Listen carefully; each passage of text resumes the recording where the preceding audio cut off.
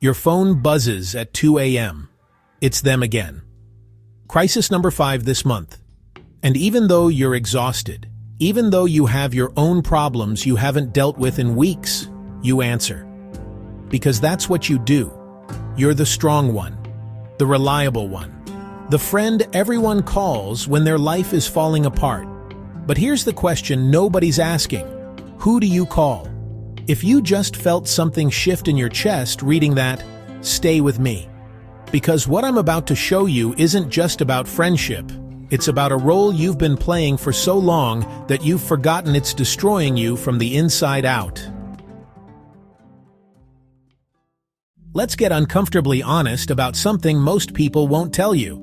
Being the strong friend isn't a personality trait. It's a survival mechanism you developed because at some point you learned that your needs weren't as important as everyone else's.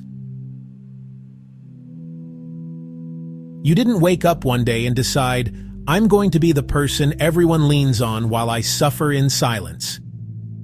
This happened gradually. Someone needed you. You showed up. They praised you for being so strong, so dependable, so selfless. And somewhere in that exchange, you internalized a devastating belief. Your value comes from what you can do for others, not from who you are. Here's what nobody tells you about being the strong friend. It's not actually about strength. It's about fear. Fear of being a burden. Fear of being rejected if you're not useful.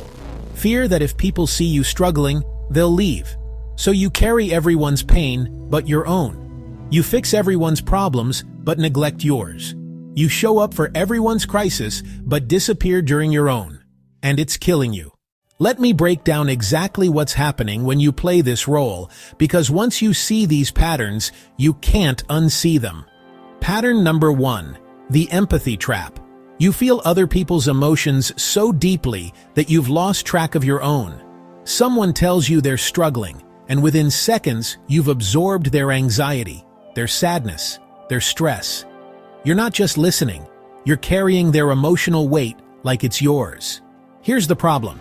You've become so good at tuning into everyone else's frequency that you've forgotten how to tune into your own.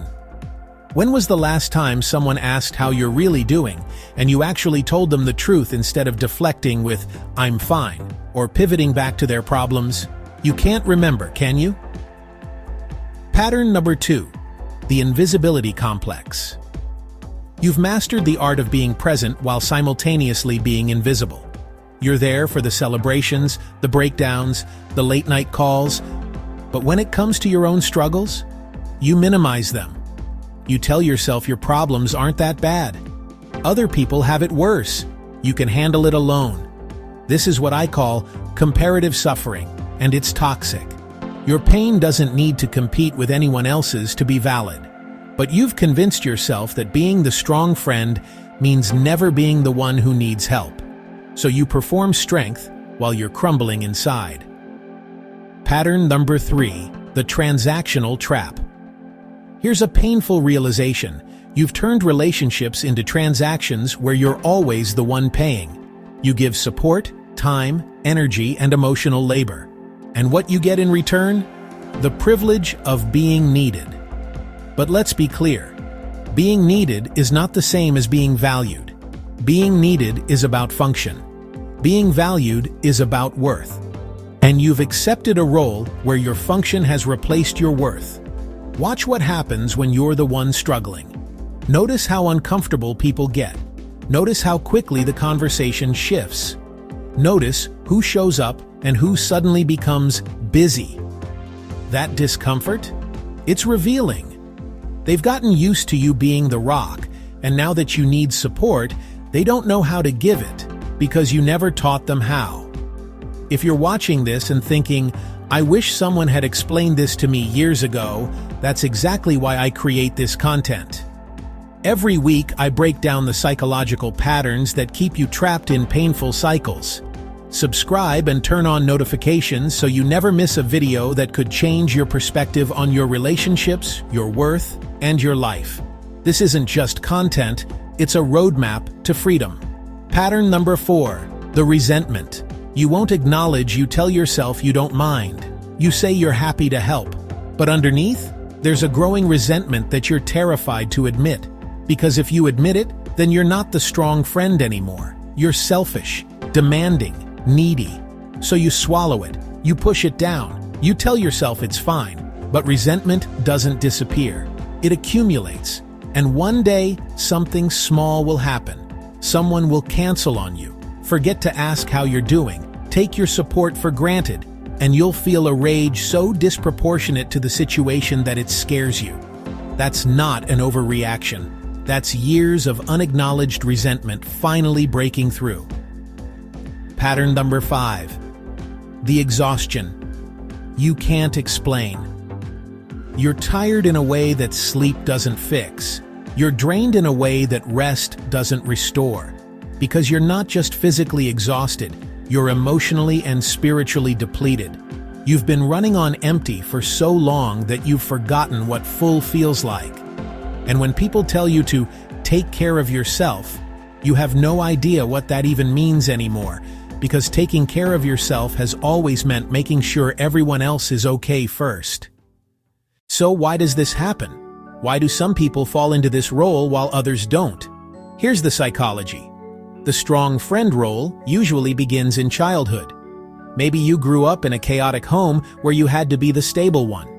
Maybe you had a parent who was emotionally unavailable, and you learned that the only way to get proximity to love was to be useful.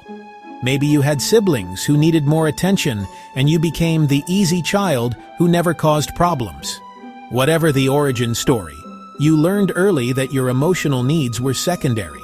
You learned that love was conditional, that you had to earn it through service, through strength, through never being too much. This created what psychologists call a caretaker schema, a deeply ingrained belief that your role in relationships is to support others while requiring nothing in return.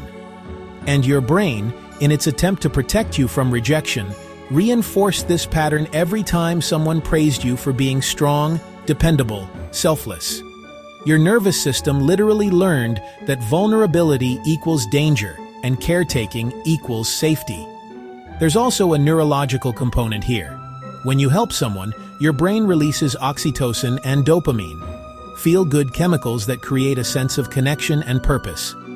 This means caretaking becomes biochemically addictive. You get a hit of validation and connection every time you show up for someone, which makes it incredibly hard to stop even when it's destroying you. But here's what your brain doesn't account for. You're creating connections that are fundamentally unbalanced. You're bonding through service, not through authentic mutual support. And that's why these relationships often feel hollow even when they're supposed to be close. Before we talk about how to change this, I need you to hear something. This is not your fault. You didn't choose to be this way because you're weak or broken or codependent. You adapted to circumstances that required you to be strong when you should have been allowed to be a child, a friend, a human being with needs. Your capacity to show up for others is beautiful. Your empathy is a gift. Your reliability is valuable. These aren't the problem. The problem is that you've weaponized these qualities against yourself. You've turned your greatest strengths into the bars of your own cage. And here's what nobody tells you. The people who truly love you don't want you to be their therapist. They don't want you to sacrifice yourself. They want reciprocal relationships where you're allowed to be human too. If someone only wants you when you're strong, they don't actually want you. They want what you provide. And that's not love. That's extraction. You're not responsible for fixing everyone. You're not responsible for managing everyone's emotions. You're not responsible for being so strong that you never need anyone. You're allowed to struggle. You're allowed to need support. You're allowed to be the one who's falling apart sometimes. That doesn't make you weak. That makes you human. All right. Now let's talk about how to break this pattern. These aren't quick fixes, but they're the path to reclaiming your life. Step 1. Start naming your needs out loud. This week, practice saying one true thing about how you're actually feeling. Not "I'm fine," not "I'm good." The truth, even if it's uncomfortable, even if your voice shakes. Start small. I'm actually really tired today, or I've been stressed about something. Watch what happens. Watch who leans in and who disappears. That information is valuable. Step 2. Create a 48-hour response buffer. Stop answering every crisis call immediately. Unless it's a genuine emergency, give yourself 48 hours before responding to non-urgent requests for support. This isn't about being mean. It's about teaching your nervous system that other people's urgency isn't your emergency. Say this: I want to give this the attention it deserves. Can I get back to you tomorrow after I've had time to think about it? Notice how uncomfortable this feels. That discomfort is your caretaker schema screaming at you that you're being selfish. You're not. You're being boundaried. Step 3. Practice disappointing people on purpose. This sounds radical, but hear me out. Say no to something you would normally say yes to. Cancel plans when you need rest. Stop over-explaining your decisions. You need to recalibrate your nervous system to understand that disappointing people doesn't equal abandonment. The people who truly value you will respect your boundaries. The people who don't, they were using you anyway. Step 4. Find one person. You can be weak with you don't need to become vulnerable with everyone. But you need at least one relationship where you're allowed to struggle, where you can call at 2 a.m., where you can fall apart without having to immediately pull yourself back together. If you don't have that person yet, consider therapy, not because you're broken, but because you deserve a space where your needs matter as much as everyone else's. Step 5.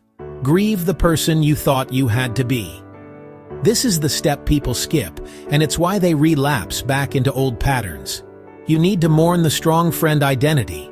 It served you, it protected you, it also imprisoned you.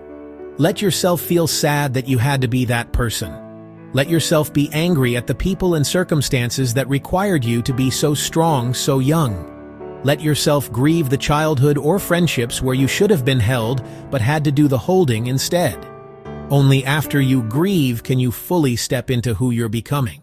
So what happens when you stop being the strong friend and start being your authentic self? At first, it feels like the sky is falling. Some people will be confused, some will be upset, some will disappear entirely, and that will hurt. But then something extraordinary happens. The people who remain, they'll start showing up differently. They'll ask how you're really doing and wait for the real answer. They'll notice when you're quiet and check in. They'll reciprocate the care you've been giving them. You'll start to experience what it feels like to be in relationships where you don't have to earn your place, where your presence is enough, where you're valued not for what you provide, but for who you are. You'll have energy again, real energy, because you're no longer carrying everyone else's emotional weight. You'll be able to pursue your own dreams, process your own emotions, build your own life. You'll discover that being vulnerable doesn't push people away. It actually creates deeper, more authentic connections than constantly performing strength ever did. And most importantly, you'll finally understand that needing support doesn't make you weak. It makes you honest. And honesty is the foundation of every relationship worth having. Here's your challenge for this week. Tell one person one true thing about how you're struggling. Not a vague, "I'm stressed," but something specific, something vulnerable, something that makes you want to immediately deflect. And then, this is the hard part, don't apologize for it. Don't minimize it. Don't pivot back to their problems. Just let it exist in the space between you. You deserve relationships where you're allowed to be human, where you're allowed to need, where you're allowed to struggle. You've been strong for everyone else your entire life. Now it's time to be honest for yourself. The strong friend isn't who you are. It's who you became to survive, and you don't need to survive anymore. You can finally live. And as you step into this new version of yourself, I'll be here every week with videos that help you navigate the journey. Hit subscribe if you're committed to breaking these patterns. Share this video with another strong friend who needs to hear this message. Drop a comment telling me which pattern hit you hardest. I read every single one, and your story matters.